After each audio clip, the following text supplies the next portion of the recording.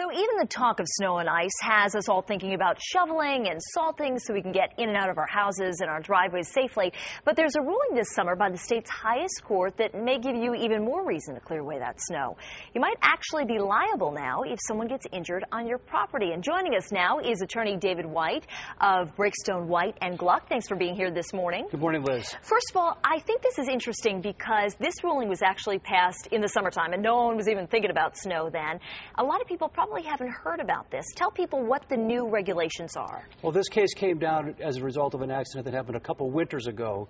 The court made a very important decision here. It said that now in Massachusetts, every property owner, whether it's a homeowner or a commercial property owner, has a duty to use reasonable care to remove not just unnatural accumulations of snow, but also natural accumulations of snow. So whether it snows on your driveway or whether a snowplow kind of pushes up a big hill of snow in front of your house and maybe on the sidewalk that the city owns, that sort of thing. That's right. You now have a duty to use reasonable care to make that way reasonably safe.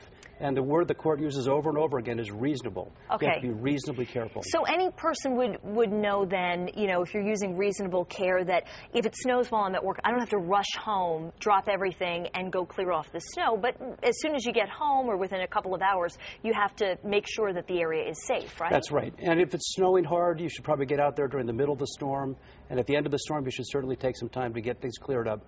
And then check. If you can walk around your property and it's safe for you to walk around, then it should be safe for anybody visiting your property. And I think that's interesting because a lot of times when I think, well, I'm not having anybody visit this week, but I've got a lot of UPS drivers coming up and, you know, dropping off Christmas gifts, and there's mail carriers and a number of other people. So this isn't just to protect the people who've been invited, but anyone who might come on your property. That's right. And probably you have some neighbors that want to bring you some Christmas cookies. You want the way clear for them as well.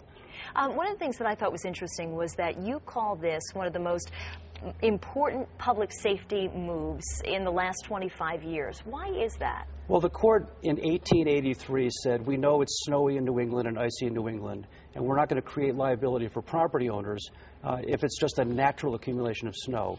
But times have changed, and we now have salt and sand trucks, we have snow blowers, we have salt and sand at easy disposal.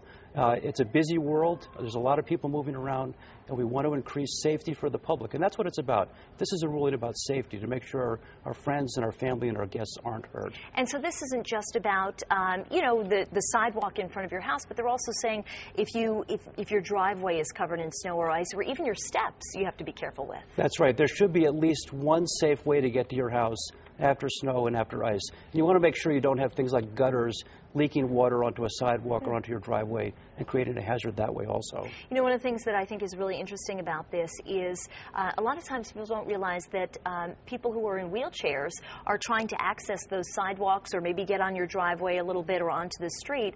And so it's very important not only for people who are delivering mail or stopping by to visit, but also for people who so often use those sidewalks. That's right. That's why if you're in an urban area, it's important to keep your sidewalk plowed at the width of a sidewalk, width of a wheelchair, if you can, if your sidewalk is wide enough. Well, thanks so much for filling us in this morning. Great to see you. Enjoy the winter and happy snow time. I will, and it looks like I'm going to have to dust off my car and probably my driveway, too.